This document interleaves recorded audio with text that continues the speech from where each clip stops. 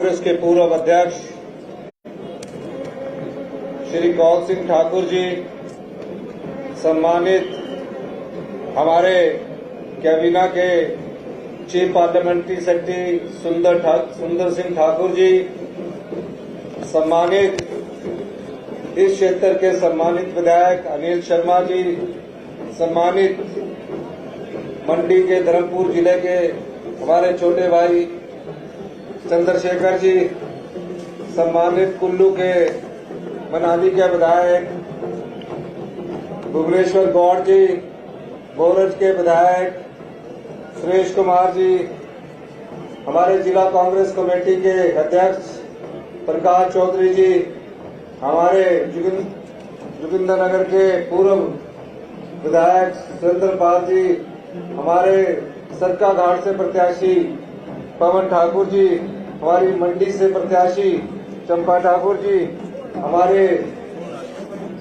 सुंदरनगर से पूर्व सीपीएस सोनलाल ठाकुर जी, हमारे जय कुमार आजाद जी, सभी मंच पर विराजमान अधिकारी वर्ग, सम्मानित पत्रकार बंधुओं, सम्मानित मंडी के दूर दराज क्षेत्रों से आए मेरे प्यारे साथियों, बुजुर्गों, भाइयों, बहनों एवं युवा साथियों, सबसे पहले तो मैं आपको महाशिवरात्रि के इस पावन अवसर पर आपको हार्दिक बधाई देता हूं, बहुत बहुत शुभकामनाएं कर देता हूं। मुख्यमंत्री बनने के बाद मेरा एक मुख्यमंत्री के तौर पर और महाशिवरात्रि के पर्व पर आने का पहला दौरा है। मुझे बड़ी खुशी हुई, जो सम्मान, जो प्यार मंडी की जनता ने आज इस महाशिवरात्रि के शुभ अवसर पर मुझे दिया, मैं हमेशा उसे याद रखूंगा। मैं कुछ बातें आपके साथ करना चाहता हूं। आप जानते हैं 11 दिसंबर 2022 को हिमाचल प्रदेश में परिवर्तन हुआ और उस परिवर्तन की लहर में कांग्रेस पार्टी सत्ता में आई और कांग्रेस पार्टी सत्ता में आने के बाद जब मुझे मुख्यमंत्री बनने का दायित्व मिला, मुख्यमंत्री बनने के बाद हमने दिन रात ये प्रयास किया है कि हम गांव के हर आदमी तक, समाज के अंतिम व्यक्ति तक पहुंचने की कैसे कोशिश की जाए। 2 महीने से हमारी सरकार, हमारे मंत्रिमंडल दिन रात ये कोशिश कर रहा है कि जो हमारे राज्य की आर्थिक स्थिति है, जो आर्थिक बदहाली है, आज 75,000 करोड़ रुपए का कर्ज पिछले बीजेपी की सरकार ने हिमाचल की जनता पर चढ़ा रखा है। यही नहीं, वो सरकार जो पिछली थी, जब 6th पे कमीशन लागू किया गया, 6th पे कमीशन तो लागू कर दिया, लेकिन जो देनदारियां थी, जो एरियर था पेंशन कर्मचारियों का 5,500 करोड़ रुपए का, उसका 1 रुपया भी भुगतान नहीं किया। यही नहीं, जो कर्मचारी हमारे अभी कार्यरत है, जो अधिकारी कार्यरत है, उनका 4,500 करोड़ रुपए का एक भी पैसे का भुगतान नहीं किया गया। फिर डीए की घोषणा कर दी गई। डीए की घोषणा करने के बाद 992 करोड़ रुपए के डीए की किस्त भी आज सरकारी कर्मचारी और अधिकारियों को नहीं दी गई। ये बात मैं इसलिए कर रहा हूं, जब मुझे सरकार बनने के बाद हमारे फाइनेंस सेक्रेटरी ने स्थिति को बताया और उसके बाद ये कहा कि 5,000 जो संस्थान आपने खोले हैं, 11,000 करोड़ की देनदारियां और 5,000 करोड़ रुपए के जो संस्थान खोलने पर खर्च आना था, टोटल मिलाकर 75 और 11 86,000 और 5 91,000 करोड़ रुपए का कर्ज हिमाचल सरकार और हिमाचल की जनता पर चढ़ा हुआ है। हमने फैसला किया कि हम कुछ कठोर कदम उठाएंगे। आने वाले बजट में हम शिक्षा पर और स्वास्थ्य पर और भविष्य की चुनौतियों पर विशेष ध्यान देंगे। मुख्यमंत्री बनने की शपथ लेने के बाद एक हमारी परंपरा है, सचिवालय में सभी कर्मचारी, सभी अधिकारी आपको कुर्सी तक ले जाते हैं। मैंने मुख्यमंत्री की शपथ लेने के बाद समाज के उन बच्चों पर पहुंचने की कोशिश की जिनकी कोई आवाज नहीं होती, और मैं मुख्यमंत्री की कुर्सी के बाद पहले बालिका आश्रम गया, अनाथ बच्चों के बालिका आश्रम में गया। मैं मुख्यमंत्री की कुर्सी पे वो नहीं गया। मैंने कहा ये वो बच्चे हैं जिनकी आवाज सुनने वाला कोई नहीं है। माँ बाप इन लोगों ने खो दिए, माता भी इन्होंने खो दी, पिता भी इन्होंने खो दिया। इनके मन में जो दुख है उसकी कोई सुनवाई नहीं है। मैंने उन बच्चों के पास जाकर उनसे सीखा और 2 दिन बाद हमने मुख्यमंत्री की कुर्सी को संभाला। जो मैंने उनसे सीखा वो मैंने अपने विचार में, अपने शब्दों में और अपने दिमाग में संजो कर रखा और याद रखा कि आने वाले समय में इन बच्चों को किस प्रकार का सम्मान मिलना चाहिए। अपने घर में अपने बच्चों को देखा और उसके बाद वो पीड़ा जो उनके मन में थी उसको हमने समझा, हमारी सरकार ने समझा। और पिछले दिन जो दूसरी कैबिनेट हुई उसमें कोई और एजेंडा नहीं था, सिर्फ हमारी विधानसभा कब होगी उसकी बात कही गई। दूसरे ही दिन हिमाचल प्रदेश के 6000 अनाथ बच्चे जो कुछ तो अनाथ आश्रम में रहते हैं, कुछ अपने माता पिता के पास या माता पिता ना होने के बाद चाचा के पास रहते हैं, मामा के पास रहते हैं, मासी के पास रहते हैं। हमने फैसला किया ये बच्चा जो अनाथ है इसको 18 साल के बाद जब उच्च शिक्षा प्राप्त करनी होगी, चाहे उसे IIT में जाना होगा, चाहे उसे IIM में जाना होगा, चाहे NIT में जाना होगा, चाहे और भी कोई शिक्षा में जाना होगा, पॉलिटेक्निकल में जाना होगा, इंजीनियर कॉलेज में जाना होगा, MBBS में जाना होगा, उन बच्चों की पढ़ाई का पूरा खर्च सरकार उठाएगी। इसलिए आपके क्षेत्र में भी जो अपनी माता को खो चुका है, अपने पिता को खो चुका है, पूरी तरह अनाथ हो चुका है, वो सरकार के बच्चे होंगे, चिल्ड्रन ऑफ द स्टेट होंगे। उनको उसी प्रकार पूरा सम्मान मिलेगा जिस तरह एक परिवार में अपने बच्चे को सम्मान मिलता है। यही नहीं, हमने उसके भाव को समझा। हमारे समाज में कई ऐसे दानी पुरुष हैं जो बच्चों को गोद लेकर उनकी पढ़ाई का खर्च उठाते हैं, बहुत अच्छी बात है। लेकिन कई बार जो खर्च होने वाला व्यक्ति अपने कार्यों से कहीं व्यस्त हो जाता है तो उस अनाथ बच्चे के मन में दुख लगी रहती है कि मेरी शिक्षा संस्थान का फीस कौन देगा। हमने उस दुखी को भी खत्म किया। हमने कहा इस बच्चे की पढ़ाई के साथ पूरा जेब खर्च 4000 पर मंथ उस बच्चे को कांग्रेस पार्टी की सरकार उपलब्ध करवाएगी, हमारी सरकार उपलब्ध करवाएगी। जिस प्रकार से हम अपने बच्चों के कपड़े खरीदते हैं, सर्दी में गर्म कपड़े खरीदते हैं, गर्मी में हल्के गर्म कपड़े खरीदते हैं, हम उन्हें साल का 10,000 रुपया उपलब्ध करवाएंगे।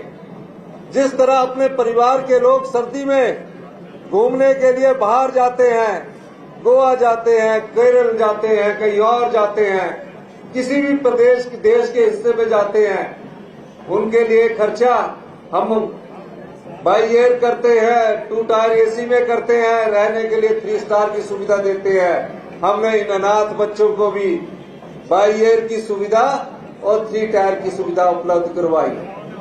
ये संवेदनशीलता हमारी सरकार में है।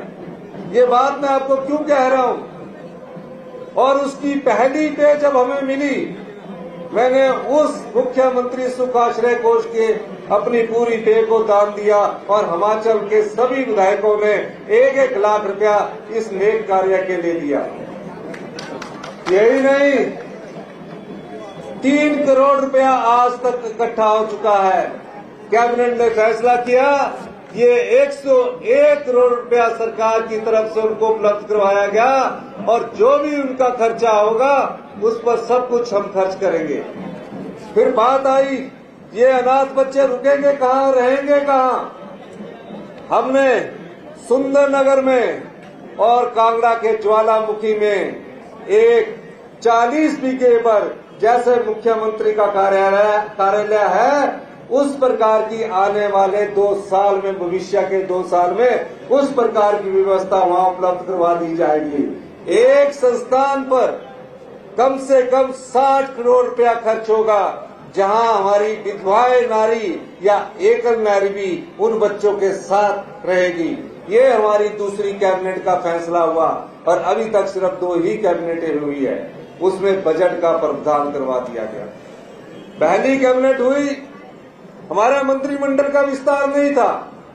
कहा कांग्रेस पार्टी ने गारंटियां दी है, सरकारी कर्मचारियों को कहा है आपकी ओपीएस बहाली करेंगे। हमने कहा भी और किया भी। हमने पाया कि हमें सरकारी कर्मचारी को क्यों पेंशन देनी चाहिए।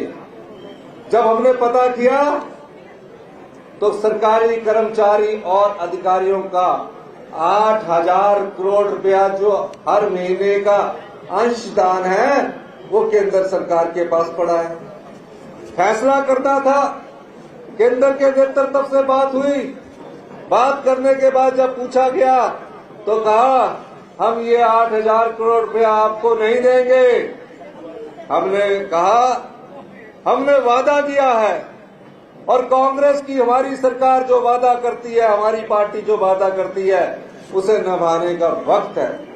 हम रात दिन मेहनत करते रहे और हमने फैसला किया कि हम सरकारी कर्मचारी जो कि 1,36,000 सरकारी कर्मचारी अधिकारी है, चाहे वो कॉर्पोरेशन में है चाहे बोर्ड में है, हमने पहले धन का प्रावधान किया और ओपीएस बहाली करके उन्हें आने वाले बुढ़ापे के लिए सामाजिक सुरक्षा प्रदान की। ये हमारी सरकार की कमिटमेंट है। मैं देख रहा हूं अभी ये कॉलेज की बिल्डिंग अधूरी पड़ी है। अभी ये सरदार पटेल यूनिवर्सिटी बना दी गई। किस सोच से ये सरकार के लोग कार्य करते हैं? ये कोई कार्य करने का तरीका नहीं है। अगर सपने बेचते हैं तो सपनों को पूरा करना भी आपका अधिकार बनता है। 5 साल आप सत्ता में रहे, आप अपने सपनों को पूरा नहीं कर सके, सिर्फ जनता को बेवकूफ बनाते रहे, जनता को ठगते रहे। एक भी ऐसा 5 साल में आपके मंडी जिला से मुख्यमंत्री थे, ऐसा संस्थान बता दीजिए जो कार्य उन्होंने पूरा किया हो। हमारी सांसद प्रतिभा सिंह अभी मुझसे बात कर रहे थे कि आप मंडी के सभी विधानसभा क्षेत्रों का दौरा कीजिए और उनको पूरा करने के लिए आप बजट का प्रावधान कीजिए। मैंने कहा कि है कितना बजट? कहते मेरे पास तो थोड़ा बहुत है, वो तो मैं दे दूंगी, लेकिन सरकार को से आपको देना पड़ेगा। मुझे दुख इस बात का है, आपने शिवधाम के नाम से पत्थर तो रख दिया, आज वो खंडर बन गया, कोई बजट उसमें नहीं रखा। आपने इस बिल्डिंग को पूरा करने के लिए 5 साल लगा दिए, लेकिन अभी तक भी अधूरी है। आपका सपना था कि बल में इंटरनेशनल एयरपोर्ट बने, आपका सपना अधूरा रह गया क्योंकि आप जनता की आशाओं के अनुसार फैसले नहीं कर सके। अच्छे शासन के लिए अच्छे प्रशासन का होना जरूरी है, गुड गवर्नमेंट के लिए गुड गवर्नेंस का होना जरूरी है। हम मंच के माध्यम से आपको कहते हैं, हम रोज कैबिनेट नहीं करना चाहते, हम कोई भी योजना लाना चाहते हैं, पहले उसमें पैसे का प्रावधान करेंगे, तब आम आदमी को और आम नागरिक को वो सुविधा देंगे। हमने अपने घोषणा पत्र में 10 गारंटियां दी है, 2 गारंटियां हम इस साल पूरा करने जा रहे हैं और आने वाले 4 सालों में महिलाओं को 1500 रुपए देने की जो गारंटी दी है वो हमारी ही सरकार आने वाले सालों में पूरा करेगी। जो कहा है वो करेंगे। हमने ये भी कहा, हम सत्ता के लिए नहीं आए हैं कि सुख भोगना है, हम सत्ता में व्यवस्था परिवर्तन के लिए आए हैं। हमने व्यवस्था परिवर्तन का इस दौर को शुरू कर दिया है। पहले पीडब्ल्यूडी आईपीएच के टेंडर निकलने की डेट 45 दिन हुआ करती थी। हमने इस नई व्यवस्था के साथ ये कहा है कि 10 दिन के अंदर टेंडर को निकाला जाएगा और 10 दिन के अंदर अवार्ड कर दिया जाएगा। नहीं तो किसी काम को करने के लिए 70 दिन लग जाते थे। हम अपनी अर्थव्यवस्था को मजबूत करना चाहते हैं। हम भविष्य की पीढ़ी के कंधों पर वो चुनौतियां डालकर नहीं रह सकते कि उनके कंधे हमारी गलतियों को अपने कंधों पर उठाए। हम उसके लिए 4 वर्ष का समय चाहते हैं। जो राज्य आर्थिक बदहाली के दौर से गुजर रहा है, हम विकास में कोई कमी नहीं आने देंगे, लेकिन आर्थिक दृष्टि से हम इस राज्य को मजबूत बनाएंगे। आप गर्व महसूस करेंगे कि आने वाले 10 वर्ष में आप हिंदुस्तान के सबसे समर्थ राज्य और सबसे आर्थिक उन्नति वाले राज्यों में गिने जाएंगे। ये इस महाशिवरात्रि के पर्व पर मैं आपसे वादा ये करना चाहता हूं कि आप साथ दीजिए। जिस बदहाली के दौर से हमारा प्रदेश गुजर रहा है, हमने अगर सही फैसले ना किए तो हमारे समय, भविष्य की युवा पीढ़ी के समय हमेशा कर्ज का बोझ दबा रहेगा। हमारी सरकार इस दृष्टि से काम भी कर रही है। पिछले दिनों हमारा पानी है, हमारे पानी से लाखों करोड़ों रुपए कमाया जाता है और हमें, हिमाचल की जनता को बहुत कम उसमें मिलता है। हमने फैसला किया और जो पावर प्रोजेक्ट हिमाचल प्रदेश में लगे उनसे वाटर सेस के रूप में हमने अभी ऑर्डिनेंस लागू किया और कहा जिस पानी को आप लेते हो उस पर हमको 10 पैसे के हिसाब से आपको टैक्स देना पड़ेगा। वो पिछले कल से हमने जो पावर प्रोजेक्ट कंपनियां उन पर लागू कर दिया है। ये फैसला हमने किया। हमने आम जनता पर कोई और टैक्स नहीं लगाया। हम इस व्यवस्था से भ्रष्टाचार को दूर करना चाहते हैं। हम इस व्यवस्था से जो चिट्टा आज युवा पीढ़ी को अंधकार में धकेल कर रखा रहा है, उस व्यवस्था को भी दूर, उस व्यवस्था में बदलाव करके इस प्रकार की व्यवस्था स्थापित करना चाहते हैं ताकि हमारी पीढ़ी उस नशे से दूर रहे। आज इस अंतर्राष्ट्रीय शिवरात्रि महोत्सव के मेले पर मैंने कल ही कहा, अभी देव समाज के देव संस्कृति के हॉल में कहा कि जो नजराना है वो प्रतिशतों में ना दिया जाए। प्रतिभा सिंह जी ने मुझसे भी अनुरोध किया कि उस नजराने को आप बढ़ाइए। मैं इस मंच के माध्यम से 1 करोड़ रुपया जो हमारे देवी देवता आए हैं वो नजराना के रूप में हिमाचल प्रदेश सरकार उनको उपलब्ध करवाती है, उनको देगी। अंत में मैं अंतर्राष्ट्रीय शिवरात्रि महोत्सव मंडी 2023 के शुभारंभ की विधिवत घोषणा करता हूं। जय हिंद, जय भारत। धन्यवाद महोदय जी आपके आशीर्वाद के लिए। यहाँ पर